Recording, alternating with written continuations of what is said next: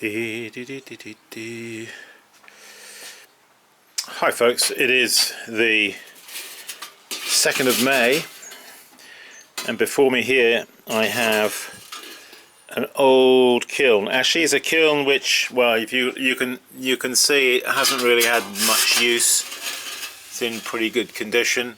The elements are still in there, tucked in, if you can see. This is the kiln I want to convert into a gas propane reduction single burner.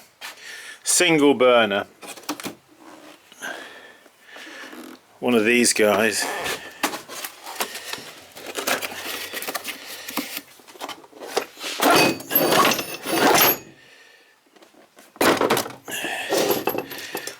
One of these guys. So yeah, what we're going to do is we're going to cut a hole approximately there at the base. Well, maybe a little bit up because of the thickness of the base is there, of course. We're going to cut a hole through there for a burner port. So that's going to go in there like that. That will result in the flame shooting to the back of the kiln here, and then I'm going to mount up this shelf on the bottom there, but raise it up so that flame path can go underneath the shelf. The flame will then come up there where I'm pointing the camera. It'll come up around that side, come up to the top of the kiln. What I shall then do is build here a chimney all the way down, you know, similar to that chimney, just like that, going all the way down, except where this particular kiln has its opening. In other words, the flames have got to go down here and then underneath this shelf, and then they connect to the chimney and come out here at the top and out through the lid, so to speak. Instead of that, what I'm going to do is this kiln is going to have a hole cut on the top side here. So the flames in the kiln I just shown you, the other one will come up on this side here, come up to the top, circulate, won't be able to escape, will then be downdrafted down to the base here. This will be open here, and then it'll be the same chimney and up and out. That's the name of the game. That's what I'm going to try to do. At the moment though, the lid, I have a slight problem with the lid because the lid is broken in two, as you can see, but it's a fairly clean, easy break to be able to fix with some cement. And then what I'm going to do is unattach this here, take the hinge bracket here off, and it's going to need some new tensioners just to go here to tension that strap tight all the way around the outside here. So I bought myself some new tensioners, and yeah, I've been playing around on a sheet of paper here with the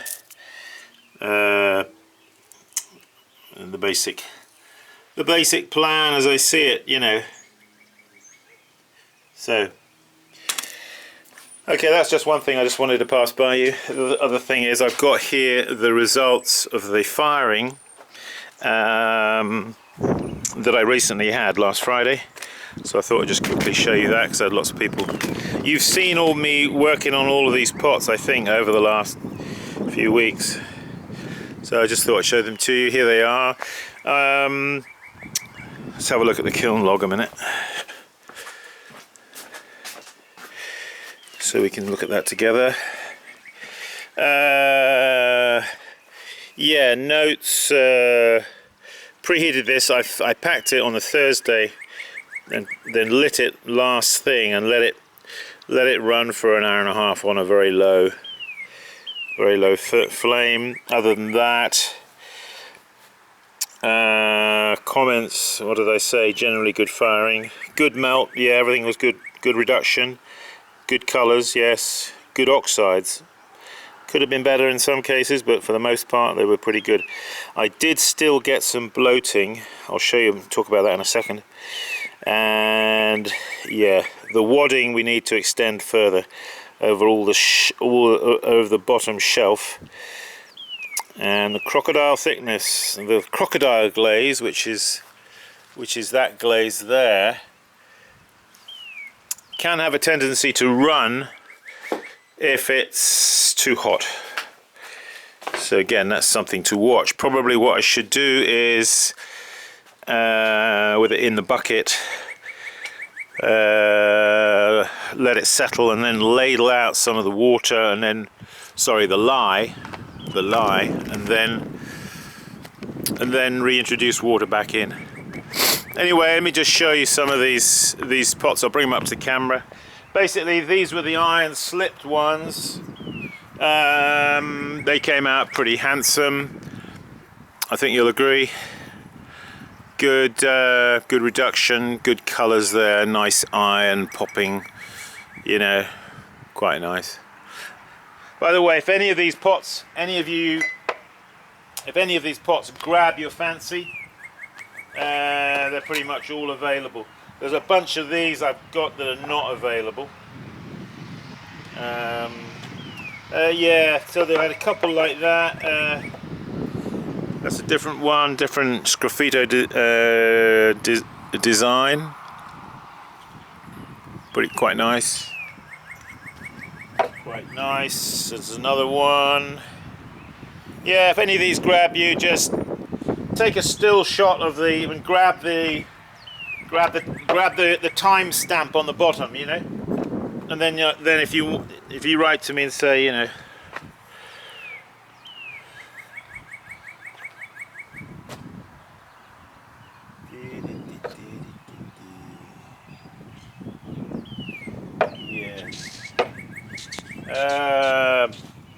I did sell a few to some folks that were on the workshop, so we're a little down in numbers, but not many. We sold half a dozen or so.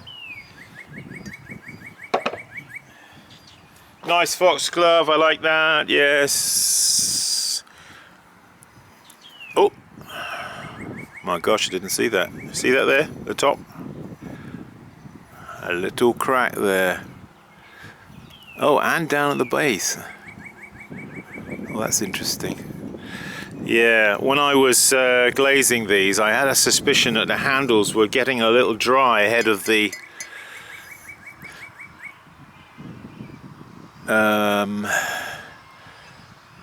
rest of the body. I wonder if that's, or maybe actually I applied the handle perhaps a little when the body was a little dry. That's something to bear in mind. That's another second. I've had quite a few little seconds like that of this kiln, which has annoyed me, but you know, that one's nice Celadon one. That's a beauty, isn't it? These would be like 36 bucks a go. These decorated ones, or slipped. Again, another nice one. Nice iron. You see the iron is, thickness of the iron is good. That's how it should be.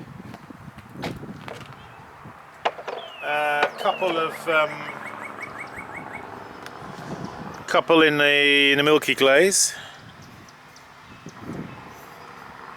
Now with this form, I slightly experimented with a slight bit where it's jutting out a little bit more here. And that actually does keep them a little bit more round. Surprising, you know, with the weight of the handle on a mug, that it can pull it out of shape at the top here.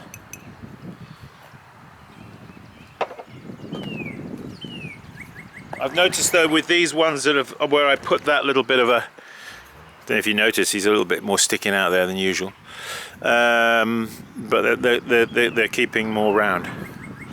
Nice, nice, nice. Yes. So yeah, I had a bunch of these. These actually came out. These are actually pretty handsome as well. They come out quite nice with a spattered effect of oxides, iron oxide and cobalt over the outside, and then wood ash over the naked clay around the bottom there. Just a real light spray, you know.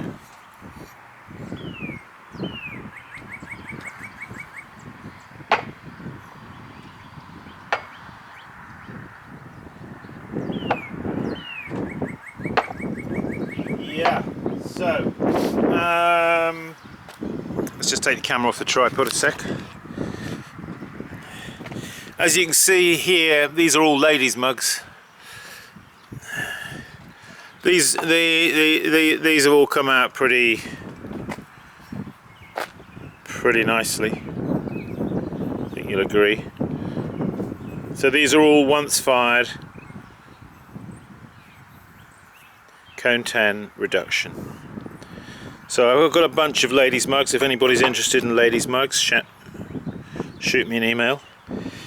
Most of these guys are taken. There might be the odd one or two that isn't. Some of the seconds that we should discuss. Alright, so this guy, it did have wads. You can see the wad marks there, but it nevertheless still got a little small bloat there on the side. As well as that, you'll notice down there where my thumb is, on the fishtail, a crack. I've got a feeling I let these go a little bit. They got a little drier than they ought to have done. Again, down on the bottom of the fishtail, just down there, you can see a small amount of cracking. It's not really a structural issue because it's really solidly attached, that handle, but it just doesn't. It's a pity. You see, it's a really nice tankard, but you know, it's going to have to be sold. Going to have a few dollars knocked off it, isn't it? And here's another bloat on the bottom there, and again there, the base of the handle on the fishtail. It's one thing about fishtails you have to be careful about. Another fishtail there, you see, little crack. Pity. Again, nice tankard.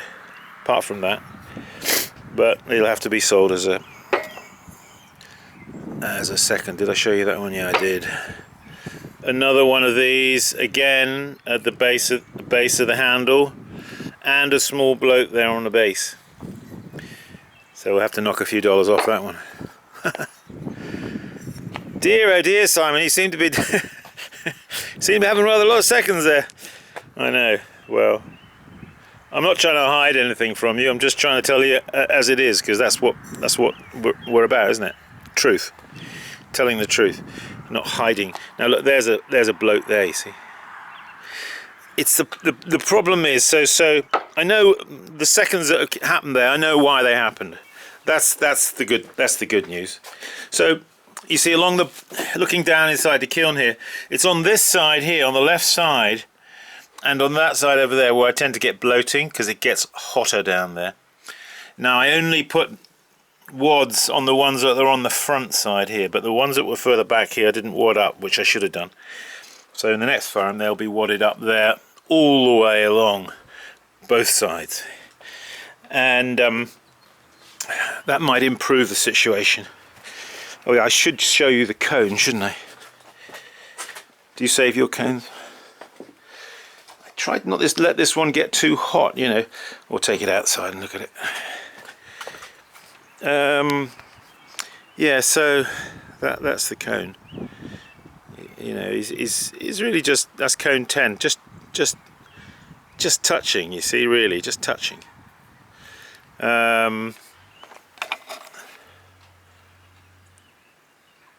Now quite often I'll let that cone go a bit further, but I'm glad I didn't in this case, because every firing is different, isn't it? Yes, so yeah, what I was going to say was, with fishtails here, that little cracking you get there, if you let the... Oh, hello bee.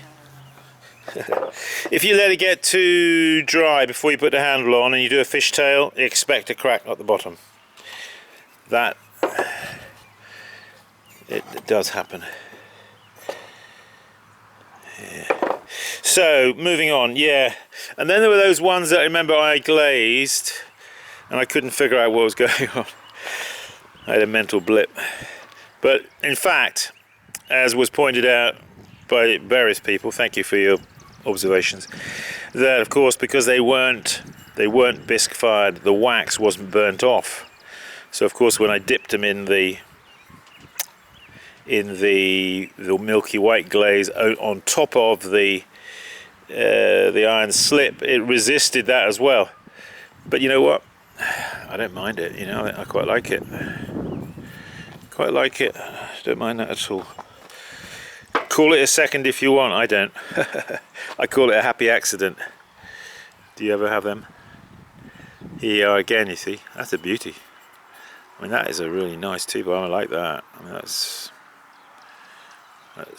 yeah.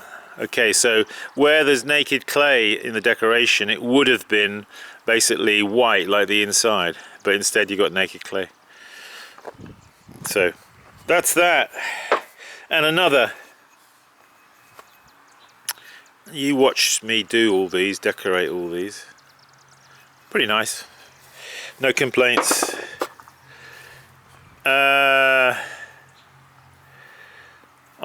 Cobalt wash with iron oxide decoration.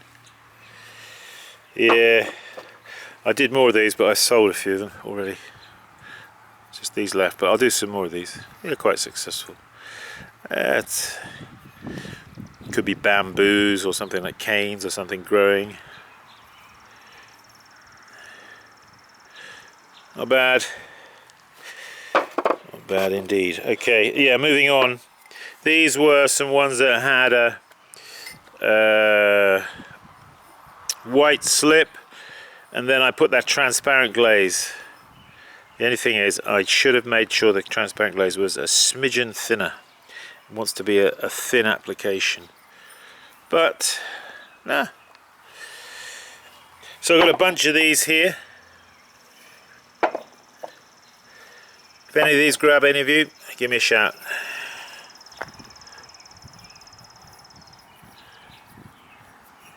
Yeah, perhaps the white slip underneath is not really showing through enough, not quite pronounced enough, in my opinion. Milky white glaze with the cobalt loosely banded on, and then that decoration done, iron oxide on top. You know the format. Now that one, you see the irons come out a little weak, perhaps. A little weak. It's not quite. Maybe it was a misty day. Misty day.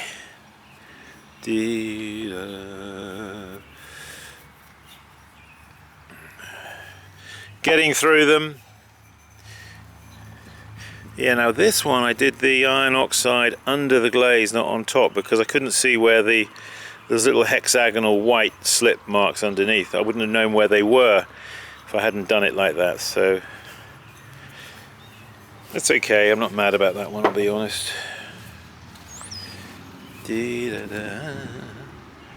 That's a nice little T-bow, foxglove. Getting through them here. Oh, there's another one of these. This is, I don't know if you notice, it's kind of real shiny. This is hotter. I wonder where that one was placed. I can't remember. But there's a little hotter. It's caused the iron to burn out of it. A bowl here.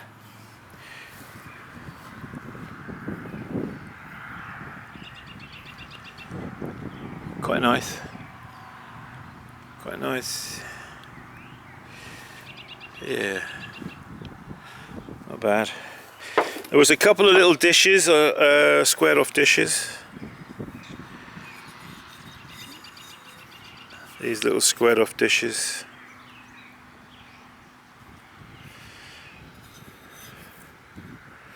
Quite nice. Quite nice. Happy with those. We're sprayed over with wood ash.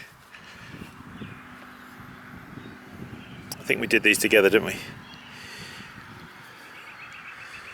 Just a little bit of wood ash to give it a...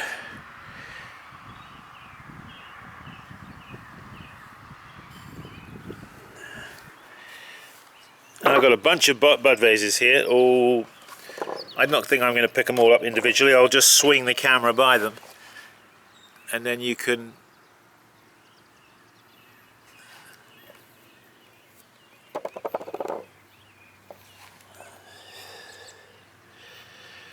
You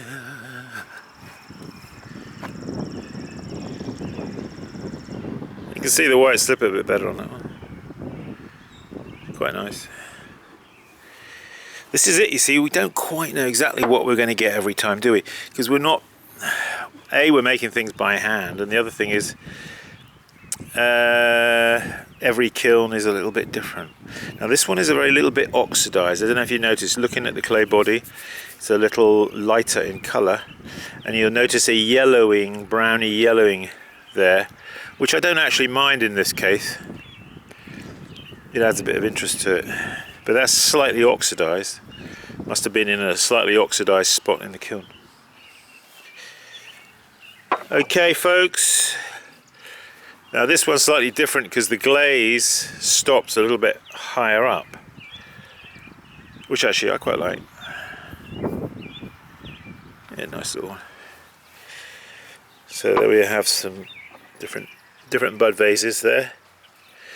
Alright, and just these pictures, I'll just show you these quickly. That came out actually really nice. Came out real nice. Happy with that. It's a good example. This was my Crocodile Glaze, which is 50% wood ash, 50% red clay.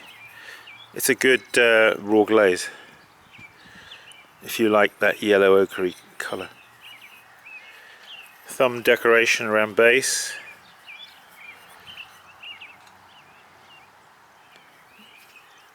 Roller wheel up over the handle. Yeah. Poured decoration. Quite nice that. No complaints. Only made these like a week ago, you know. That's the beauty of raw glazing, isn't it? You haven't got to fuss around with bisque firing. All that nonsense.